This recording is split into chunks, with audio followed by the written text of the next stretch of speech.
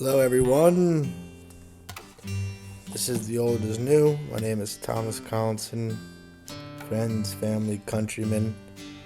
So, today is a new day. Today is June 15th, 2024. And life is good, I hope, for you and yours. Let's jump right into this. So normally, if you remember, if you're paying attention, I've been starting to show off with a foreign language, and I'm going to move past that. I will give you the answer to last week's. Maybe I can find a way to keep the show interesting when I first start, but I'm going to take a break. I might introduce the Portuguese language on a more regular basis, Brazilian Portuguese. So, this is, last week's was Built on the Rock, and that was Greek. Chitson panos do vraco. So that was Greek, if any of you tried to find the answer last week, or however long ago that was. Anyway, I got an idea here. I want to talk about the passion of Jesus Christ.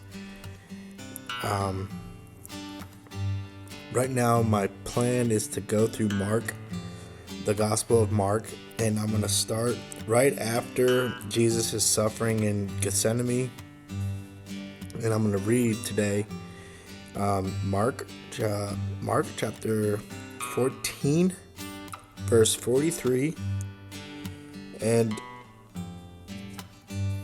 I'm going to read all the way through to 72. And basically, over the next few episodes, next few shows, I'm going to read through the passion narrative in the Gospel of Mark and just try to dig through it and try and bring some light to the text and hopefully offer some insight that is helpful to you and to myself too. As a matter of fact, I like listening back now and then and hearing what was said, just to see if I have anything to gain from it also. I was listening to the show on suffering today a little bit. So there's 14. This is the 15th show, so it's going good. I had a break, and anyway, I won't go on and on. I'll just jump right in to this. I want to be consistent, and so that's my effort, to be consistent and keep this interesting. And this is the gospel. This is the good news. This is the most important news on planet Earth. This is the most important news in the history of mankind. But not everybody agrees with me, and not everybody agrees with you. So be on guard and don't give up, and don't let the world push you around. Don't let the world persuade you into thinking it's not good to be in pursuit of the truth. And that's ultimately what Jesus is, the truth. So people can mock the Christian faith as much as they want. It doesn't make it wrong or erroneous. The faith is true, and that's why we stand and believe. All throughout the world, there's billions of Christians, billions and billions of Christians, and we're not alone. And the world is what it is today because of Christianity. Modern politics, modern governments, the dignity of every human person is recognized by NATO, the European nations. All throughout the world, there's human rights because of the Christian faith, because of what the Christian church teaches. We've eliminated slavery for the most part. We've established hospitals and universities and so on and so forth. It's the world is a better place because of Christ, and I do believe that. And I don't think it's as nearly as bad as it once was here on Earth, say 500 years ago. And I think it's getting better, contrary to what the media says or the internet. My life's fine. I mean, I'm not concerned about the political climate. I'm not concerned about rumors of wars. I'm not concerned about illnesses, because I have faith, because I have God. I have this peace in my heart that's unshakable. You can't take it from me. No matter what you do, you can throw me in jail, you can kill me, you can't take my peace from me. You can't kill my soul. God is alive in me, and God is alive in you. And that's the gift of the Holy Spirit. That's the gift of the faith. That's the gift of knowing the Father through the Son and walking the walk, obeying the moral law, and being courageous in that. So if this old is new, this show is reaching you and helping you on your faith journey, that's awesome. I'm happy to hear that. Hopefully someone will write me eventually. That's neither here nor there. So let me start. This is Mark chapter 14, verse 43. And then I'm going to continue on for a bit. I'll probably break it down into 3 sections here, but bear with me. This is a shorter paragraph or 2. So the betrayal and arrest of Jesus, and immediately, so this is right after he was suffering in the garden. This is after the Last Supper. After Jesus prophesies and tells Peter he will deny him, after Jesus suffers in the garden, and this starts right as the guards and Judas are approaching to take Jesus away. So just for the context, Mark chapter 14, verse 43. Here we go. The betrayal and arrest of Jesus. And immediately while he was still speaking, Judas came, one of the 12, and with him a crowd with swords and clubs, from the chief priests and the scribes and the elders. Now the betrayer had given them a sign, saying, "The one I shall kiss is the man. Seize him and lead him away safely." And when he came, he went up to him at once and said, "Master," and kissed him. And they laid hands on him and seized him. But one of those who stood by drew his sword and struck the slave of the high priest and cut off his ear. And Jesus said to them, "Have you come out as against a robber with swords and clubs to capture me? Day after day I was with you in the temple teaching, and you did not seize me. But let the scriptures be fulfilled." And they all deserted him and fled. And a young man followed him with nothing but a linen cloth about his body. And they seized him, but he left the linen cloth and ran away naked. So quickly, this is the scene where the Roman guards sent by the religious Jewish leaders, the scribes and the Pharisees, all these people who worked so hard for an official title of teacher of the law of Moses, and they all had extensive theological degrees, so to speak, and theological training, and were trained in the Old Testament, and were basically the heads of the religious movement of the Jews, the religious faith of the Jews. And they were all against, well, not all of them, but the majority of them were against him because Jesus didn't fit into their interpretation of the Old Testament. That's, as I was brainstorming about what I wanted to talk about here, this next section goes on more about that. But so the scribes and the Pharisees, the Jewish religious leaders of the day that were against Jesus, sent the Roman soldiers and Judas, after he agreed to betray him for some silver. They captured Jesus, and this is this paragraph. This is this part of scripture, and they were all, I'll get into the reasoning why, but I want to say something about what Jesus says here when he says, "Have you come out against the robber with swords and clubs to capture me? Day after day I was with you in the temple teaching, and you did not seize me, but let the scriptures be fulfilled." So listen to that. Like, he's saying they were against him the whole time, but they were not permitted. They did not make a move. They did not try to kill him. Although at times they did try to catch him and apprehend him, but it's noted that he slipped away from them at times. Excuse me.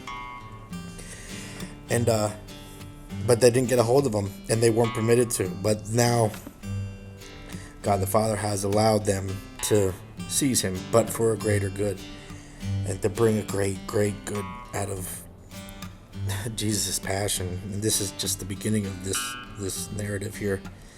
But listen to what he says after that. But let the scriptures be fulfilled. So Jesus obviously is saying this is what is happening to him. What is happening to Jesus is written about in the Jewish text, in the Jewish scriptures, in prophecy. You could read I had to pause it and look it up, but it's Psalm 22 you should become familiar with, in Isiah 53. Those are directly correlated to the passion. For instance, Psalm 22, it says, I can count all my bones. They stare and gloat over me. They divide my garments among them, and for my clothing they cast lots. And the soldiers, while Jesus was on the cross, cast lots for his cloak. Says someone here, yes, dogs are around about me. A company of evildoers encircle me. They have pierced my hands and feet. And that's obviously Jesus' hands and feet were pierced. This whole psalm is Jesus quotes from the cross. The first line of it is, my God, why have you forsaken me? I'll talk more about that when I get to the crucifixion. Also, you should become familiar with Isaiah 53. It's titled The Lord's Suffering Servant. It goes on and on about how a servant of God would suffer on behalf of others, and he was oppressed and he was afflicted, yet he opened not his mouth, like a lamb that is led to the slaughter, and like a sheep that before its shearers is silent, so he opened not his mouth. And as we read through this gospel narrative of the Passion, you'll see how calmly Jesus went through it all and didn't offer any resistance, which is noble but profound. He willingly went into it and willingly came out of the tomb and rose triumphantly. So let me jump back in. I just want to make the point that Jesus was claiming that the scriptures be fulfilled in him. So that's another note to consider, is that Jesus knew who he was and he knew his purpose. He was very aware that he was the Messiah, God's only son, and he knew what was coming, and he knew him going to the cross was part of this master plan to redeem the world, and that's why he went through it, for a great good. But let's jump into this next paragraph here. Mark chapter 14, verse 53, Jesus before the council. And they led Jesus to the high priest, and all the chief priests and the elders and the scribes were assembled. And Peter had followed him at a distance, right into the courtyard of the high priest, and he was sitting with the guards and warming himself at the fire. Now the chief priest and the whole council sought testimony against Jesus to put him to death, but they found none, for many bore false witness against him, and their witness did not agree. And some stood up and bore false witness against him, saying, We heard him say, I will destroy this temple that is made with hands, and in 3 days I will build another not made with hands. Yet, not even so did their testimony agree. And the high priest stood up in the midst and asked Jesus, Have you no answer to make? What is it that these men testify against you? But he was silent and made no answer.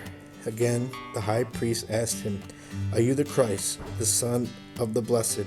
And Jesus said, I am, and you will see the Son of Man sitting at the right hand of power and coming with the clouds of heaven. And the high priest tore his clothes and said, Why do we still need witnesses? You have heard this blasphemy. What is your decision? And they all condemned him as deserving death. And some began to spit on him and to cover his face and to strike him, saying to him, Prophesy.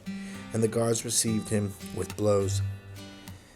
So really, you should really get familiar with Isaiah 53, and that this really make a lot more sense. He even says he was silent and made no answer. like what I just read, how the sheep led to the slaughter, and no resistance. You just passively.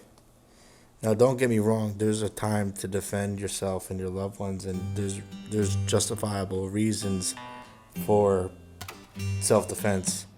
But this is a unique scenario where Jesus laid down his arms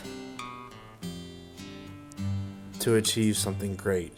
So this is not your run-of-the-mill situation where, someone's coming at you and you need to defend yourself. This is the Son of God entering willingly into something he knew he was going into. Love conquers hate, and that's the whole point. Love conquers evil, good conquers evil. That's the whole point of the crucifixion, the whole point of the passion. Something so horrible to happen to somebody, and something so great to come out of it. The forgiveness of sins, the resurrection of the body, the promise of heaven opening up for all mankind. I think it was a worthwhile endeavor on Jesus' behalf. So, but listen to what these scribes and Pharisees, these self-righteous scribes and Pharisees, Jesus didn't fit into their mold of Jewish interpretation of the scriptures at the time. And at the time, it was the Old Testament. And a lot of these religious leaders only accepted the first 5 books, and some of them accepted the whole Old Testament, and some they argued over everything. Some of them believed in the resurrection, some of them didn't believe in the resurrection. The scribes and the Sadducees and the Pharisees, all these people who were quote unquote learned in the ways of God, and they were false. They were false. These were Jesus' enemies while he was preaching in his ministry on earth. These were the people who opposed him. These were the false prophets. These were the false religious teachers. These were wolves in sheep's clothing. These were the people pretending to be godly, but on the inside they were ugly. And that's the truth. I mean, some of them, like Nicodemus, was humble enough to accept Jesus, and he was one of the ruling classes of these elite religious leaders, and some of them I'm sure did accept Jesus, but as you can see, many of them opposed Jesus, and they had their own opinion about theology, and Jesus claiming to be a God offended them. And so listen to what they say. I mean, Jesus, when the one scribe, the high priest, was it the high priest? Again, the high priest asked him, Are you the Christ, the Son of the Blessed? And Jesus said, I am. And you will see the Son of Man sitting at the right hand of power and coming with the clouds of heaven. And the high priest tore his clothes because of that response. He ripped his cloak in anger and frustration because Jesus was telling the truth and he didn't like the truth. And that's the thing. People are offended at Jesus because it's the truth. And if if people don't want to be, don't want to know the truth, and they oppose God, or they're too proud to admit that they're not God. They're too proud to admit that they don't know everything. So pride is the problem here. This high priest thought he knew the law of Moses down to the T, and he knew it all. So there was no teaching him. Jesus couldn't teach him because he already knew it all, and he was so sure that Jesus was lying, and so they accused him of blasphemy. They wanted to kill him because he was claiming to be God, and they believed he was lying about it. That's why they killed him, because Jesus was clearly professing to be the Son of God, making him divine, the only Son of God, the Messiah, the promised Messiah, the Son of Man, prophesied in the book of Daniel and Isaiah and the suffering servant, and he was claiming to be just what the text prophesied, and they were too blind to see the truth of who Jesus is. So they were just like, no, you're wrong, you're lying, and we're going to kill you for it. And that's what they did. Take any anti-Semitism out of the equation. These were just a few radical, religious, over self-righteous, religious, quote-unquote leaders that were mistaken about Jesus' identity, and they gathered together, they grouped up against them by God's almighty permission and divine will. He allowed it, so that's what happened.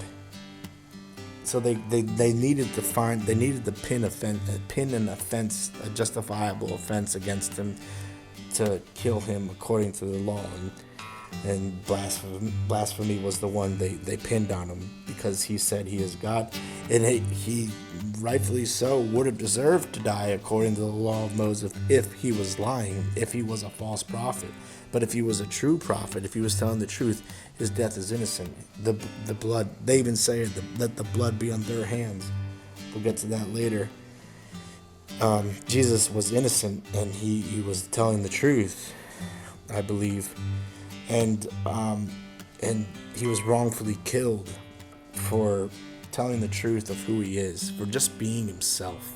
They killed him for him being himself. Sad. But it leads to great joy. Just like how, tears may come at night, but laughter will return in the morning. And that's it. That's it. That's the truth.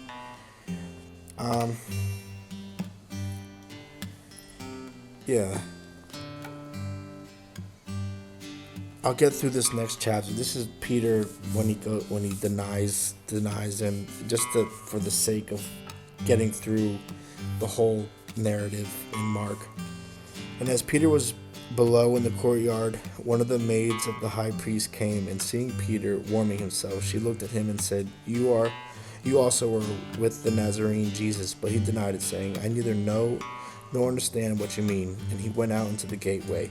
And the maid saw him and began again to say to the bystanders, This man is one of them. But again he denied it. And after a little while again the bystanders said to Peter, Certainly you are one of them, for you are a Galilean. But he began to invoke a curse on himself and to swear, I do not know this man of whom you speak. And immediately the cock crowed a second time, and Peter remembered how Jesus had said to him, Before the cock crows twice, you will deny me 3 times. And he broke down and wept. Man, that's heavy, because Peter is like his best friend, like his closest companion, leading all of the other apostles and promising Jesus prior to this. Peter's like saying to Jesus, wherever you go, I'm going. Even if you're going to your death, I'm going with you. I'm willing to die for this. I'm willing to die for you also. And I think he had the best intentions, but he got scared. Fear can run rampant, and but that's not the end of Peter's story. Obviously, Peter has stayed alive, and when Jesus rose from the grave and made himself known,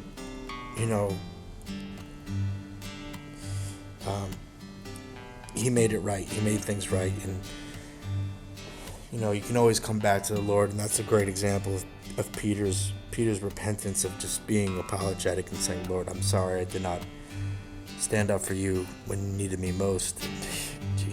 Jesus went into his passion basically with himself, and some of the women were closely walking with him.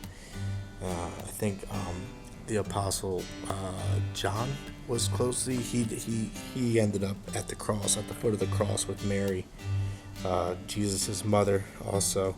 So there was some people who stayed by his side, but Peter was not one of them. And the apostles in general, the majority of them scattered. So to just start the passion narrative, let me just summarize. We went through the betrayal and the arrest of Jesus um, in the Garden of Gethsemane, and then Jesus was brought to the high council, the council of the priests and the Sadducees and the Pharisees, and that's when they accused him of blasphemy for telling the truth. And basically, their plan is coming together more and more.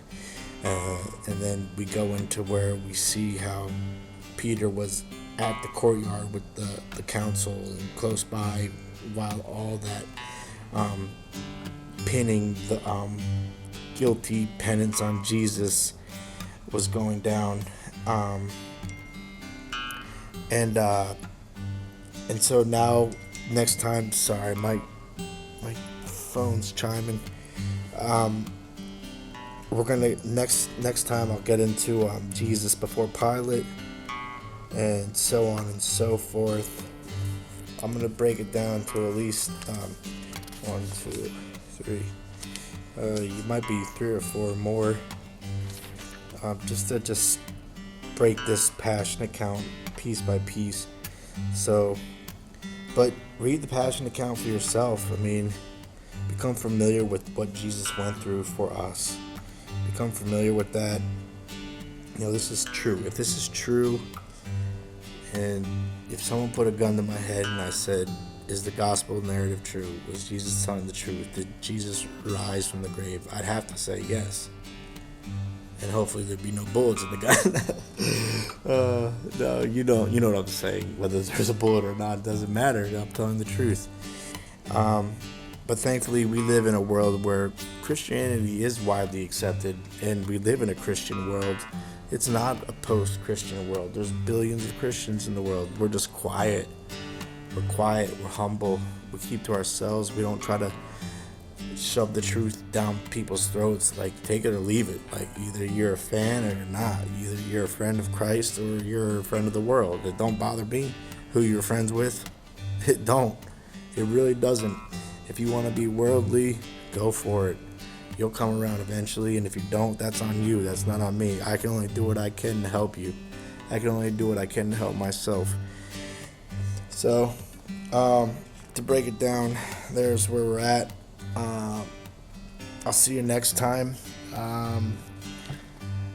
Ciao. Ficar com Deus.